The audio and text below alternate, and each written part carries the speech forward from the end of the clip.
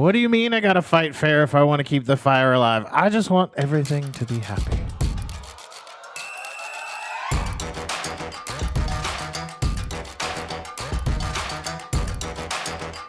What year is it again? All of that really is my wife. Should I leave? And we're gonna roll an intro I haven't made yet, but hopefully it looks good. Your voice changes when you do that. Still married, I think. Oh my gosh. What's up, guys? My name's Jeff. That's my wife. This is My Wife Still Likes Me. We are going to continue our discussion on having a marriage that can go the distance, right? Or building a marriage that can go the distance. We left off on trust is the bedrock or the cornerstone, and respect is the glue. And so the thought right after that, after we do a question, because I keep forgetting the questions, will be keeping the fire alive. And it's not what you think. What movies or TV episodes have you watched more than 10 times? I know what your answer and my answer is, but I'm going to let you go first. We have a couple of TV reruns. Mm-hmm. So Friends is usually on in the background.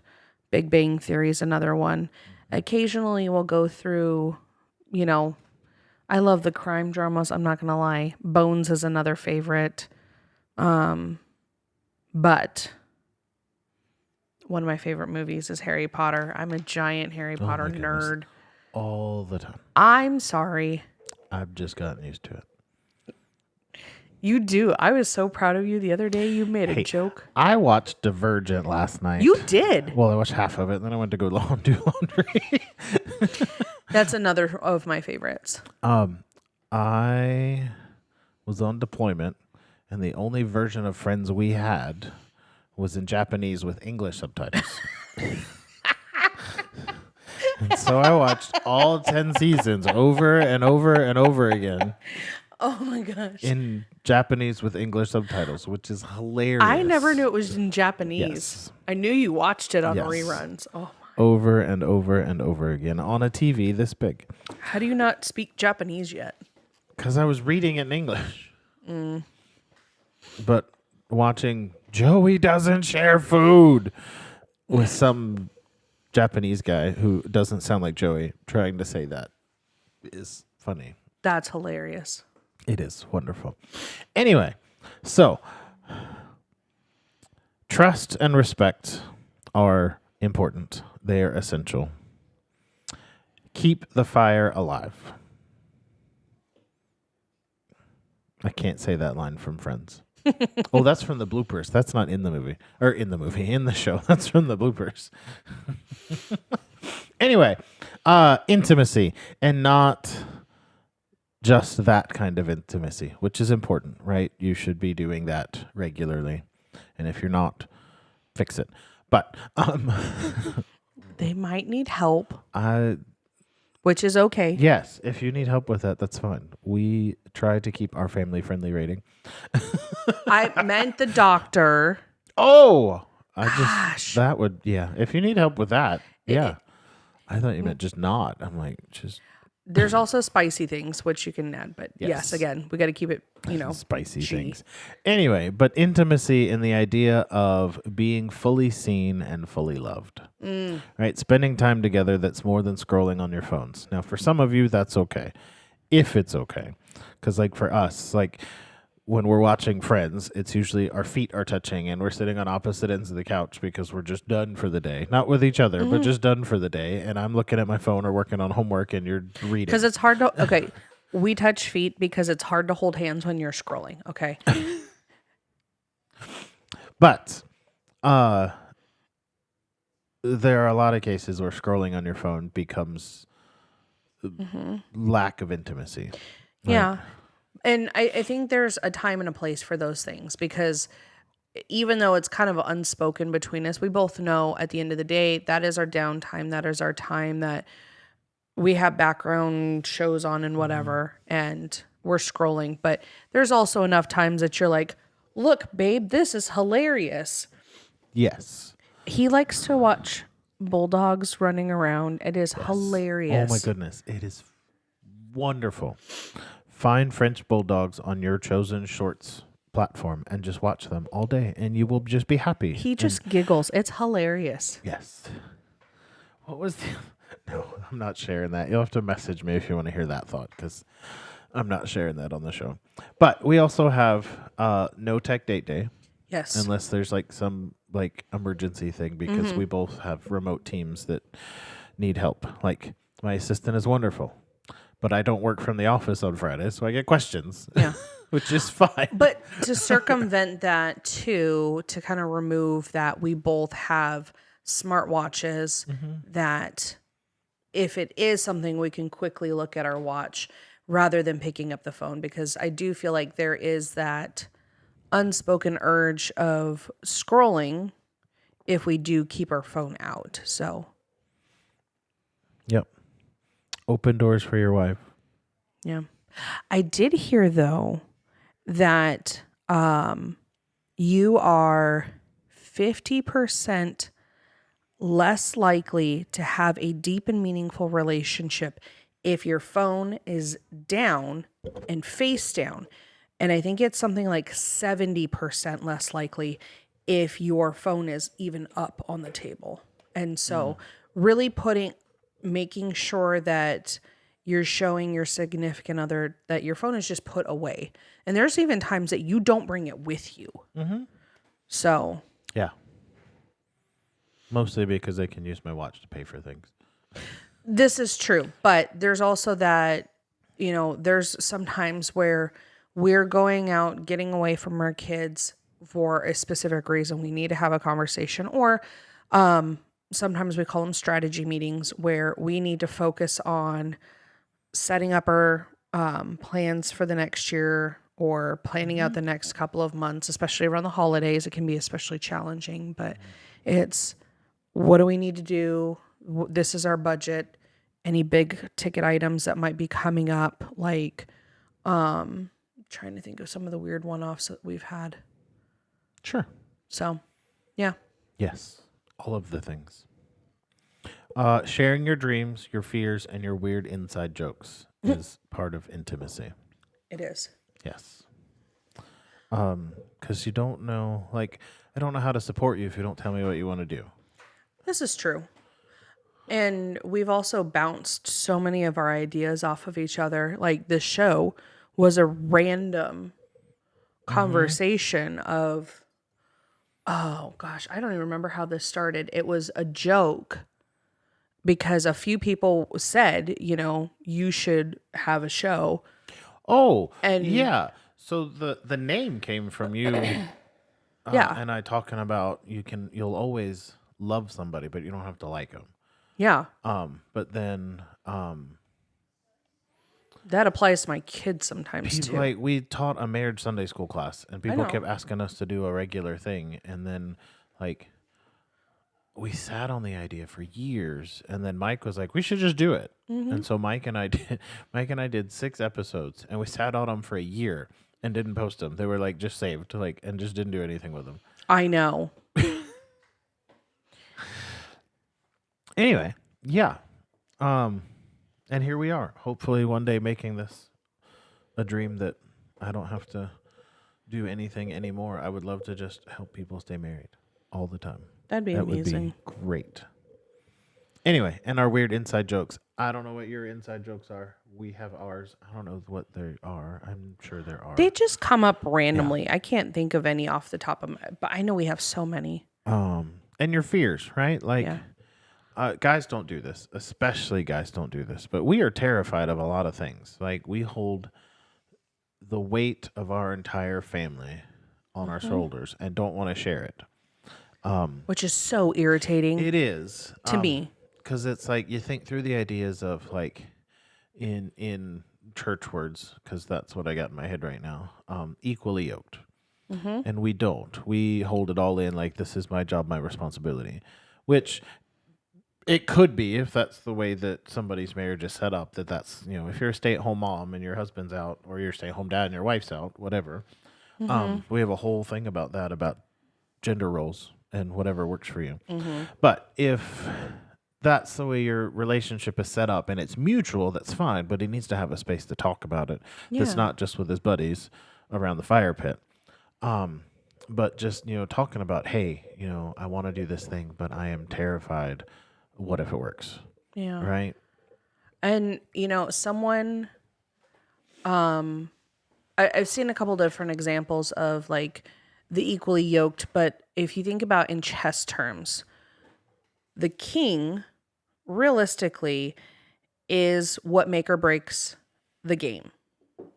And in order to win, you got to take out the king. However, the queen, I would argue, is just as important, if not more important, because her sole job is to protect the king. And if you liken that to marriage, if you look at it, the king can only move one space at a time. And if you think about it, in a marriage, the husband does carry a lot of the burden. That's why you can only move one step at a time. Whereas the queen, because she is freed up from some of that mental capacity, because really you do make a lot of the decisions and you do a lot of the physical labor. And in a traditional household, most of the time the man is making more than the woman, which is not always the case anymore, but there is a lot of burden on the man. You're only able to move one step at a time. Versus the queen, she can be creative in her movements. She can move diagonally all the way across the board to protect her man. And if you think about it in your marriage, I know that you've always got my back, but it's a two-way street. Yes. So that was really deep. I'm sorry. No, that's fine. We'll talk about that here in a second. Last thought on intimacy is keep the physical spark alive. Date nights, flirt a lot. Gosh. And if this is okay in your marriage, because I don't know your spouse, when you open the door to let her in the truck, just smack it. You'll be okay. Consent is still necessary. Yes. And don't be like, hey, can I smack your butt?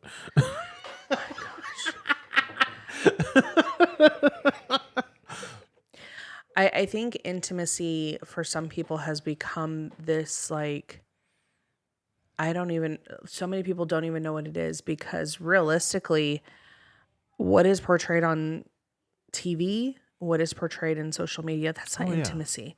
No, not at all. And realistically, it sounds silly, but intimacy can be, it's really breaking it down to showing your spouse that you're thinking of them. And sometimes it's going to the store and getting your husband's favorite cookies, or going to the store to pick up my medicine. Making your husband's favorite cookies. This is true. Well,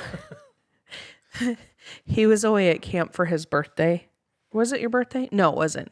No, it was camp's in June. My birthday's No. in It was April. Father's Day. That's what it was. I was like, there was some event and he was not able to be there. And so to show him that I was thinking of him, but also to slightly embarrass him, because that's part of my love language, I made him 6 dozen chocolate chip cookies, and it's his favorite. So, but it's those little things. I mean, you went to the store the other day, and for Christmas I got some Reese's, and I've been picking on him because he ate my Reese's.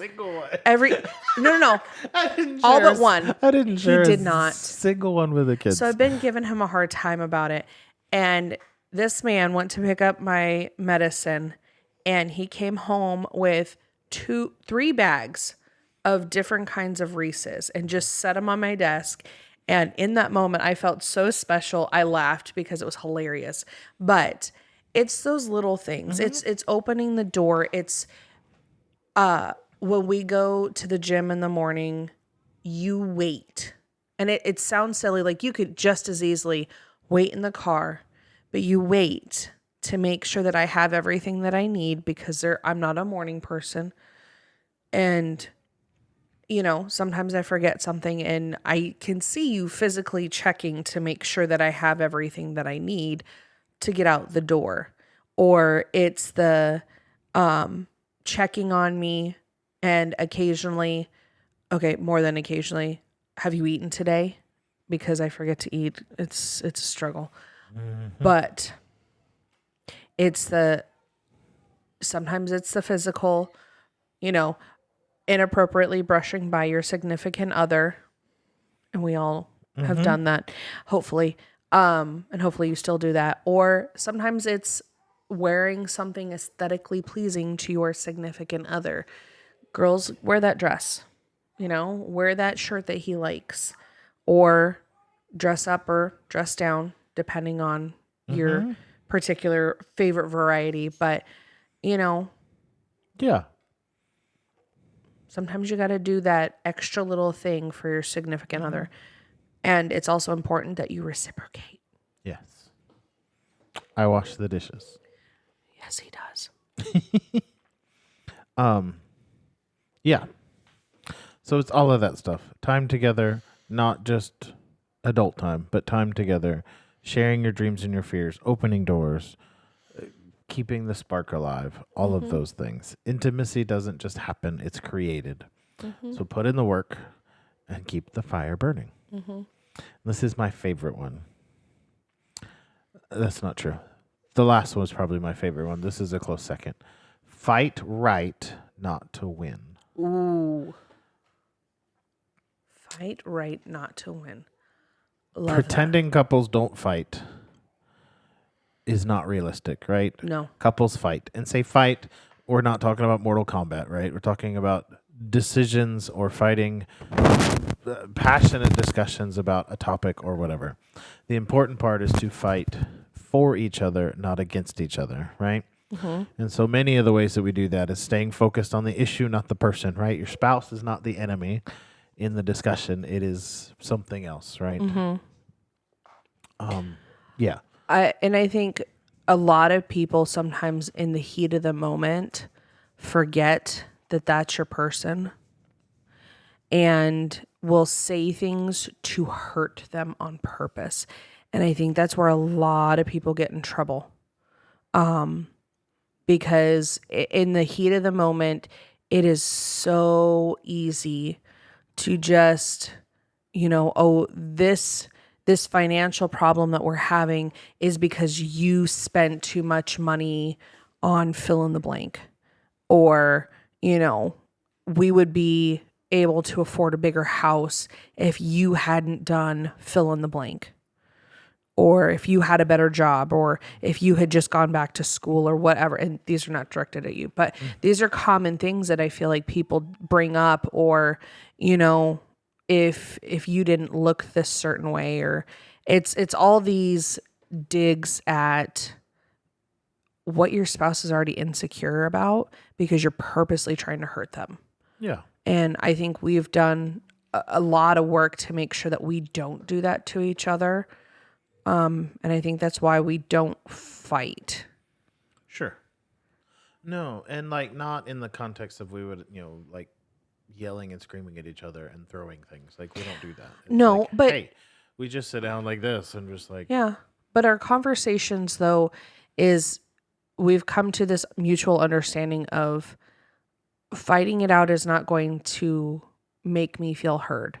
And I think that's where some people get in trouble is we've built that trust in each other and we both shut down when we have heated conversations with other people.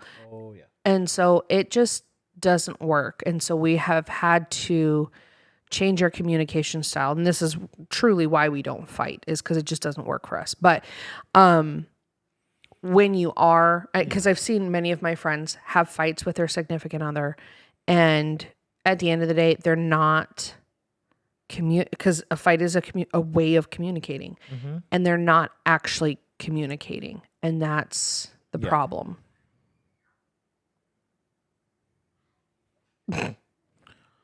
Children, right? Yes. Couple other things. Apologize when you mess up. And learn to let stuff go.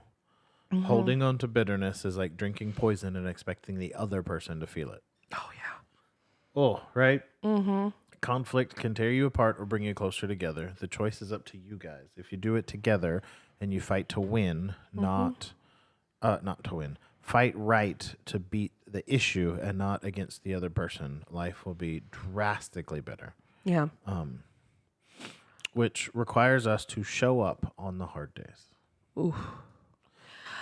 I think a really strong example of that would be, how do you find a resolution when you are knee deep in credit card debt, can't rub two nickels together to pay the bills, and at that moment, it's not necessarily like if one of us is spending more than the other or not following the budget, in that moment, that's when you need to have that raw conversation of, here's where we're at.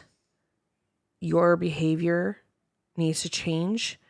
I'm here to support you, because at the end of the day, like, it's the two of you against a problem.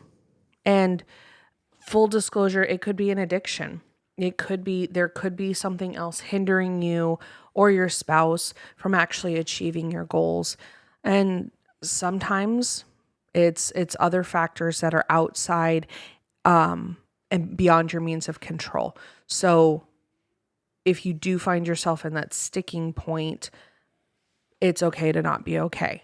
And that's where you may need to seek professional help. And I know it's hard when it is financial, but sometimes you got to go down in order to go up. But at the end of the day, your spouse is the person that you're going to get out of the pit with. You may have to make some severe changes and lifestyle changes, and you may not be able to keep up appearances and keep up with the Joneses. And I think society as a whole right now is so worried about the outside appearance, and rather than worrying about what's in the house. So, Sure. Yeah. But at the end of the day, like, you need to have that conversation with your spouse, and your spouse, if you guys are going to get out of it in one piece, your spouse also needs to be on the same page with you. It's going to be hard, and you may have to come up with a compromise. Take apps off your phone. You could do the old school, put the credit card in a block of ice. Don't put it in the microwave. Do not put it in the microwave. It will ruin your microwave, and It'll ruin your credit card. yeah. Oh yeah. Microwaves cook from the middle out. And there's metal in the credit card. Oh, there is now. Yeah. Yeah. So, but yeah, it'll mess things up. Please just let it thaw. Or put it in a safe. And there's a whole bunch of different suggestions, but finances is usually the big sticking point for a lot of people. Yes. Showing up. Be your spouse's biggest cheerleader. Be the safe place when the world gets harder.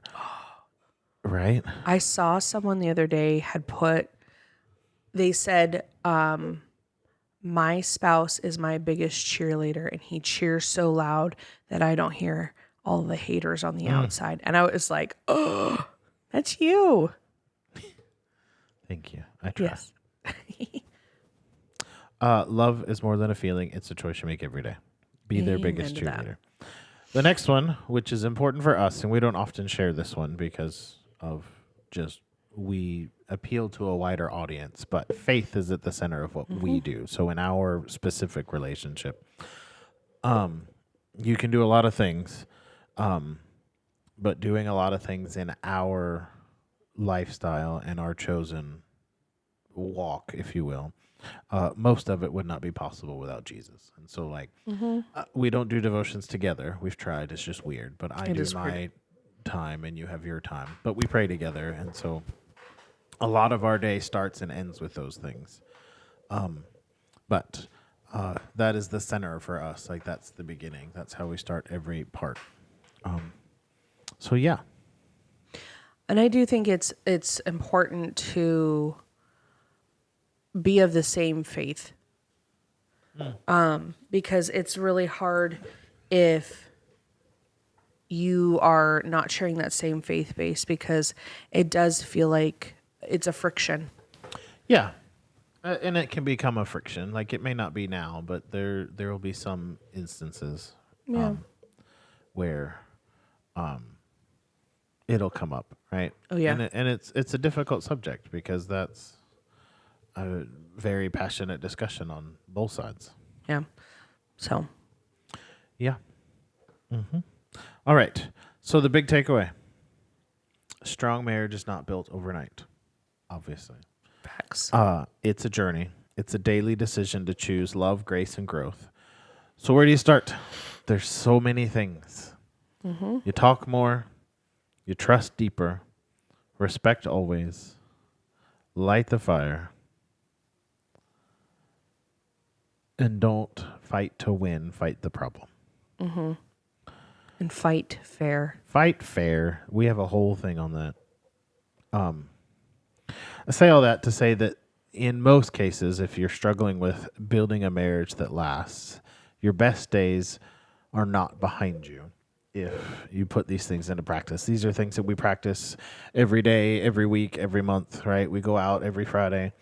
And because of that, life is better in front of us, and we know that. And it is for you guys too. So go love your wife or husband, and take it one day at a time.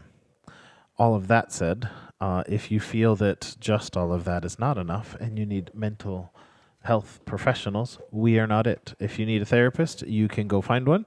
There are plenty of licensed professionals out there that will do awesome to help you uncover and filter out some stuff that you've been just kind of stirring up or whatever. We are not it. We are just trying to take a candid look at some real life issues that we have faced and some of our friends have faced. If you want some coaching type stuff through a program called Save Your Marriage Before It Starts, you can definitely do that with us. We are certified facilitators for that. If you click on our website, you can find out how to get a discovery call with us.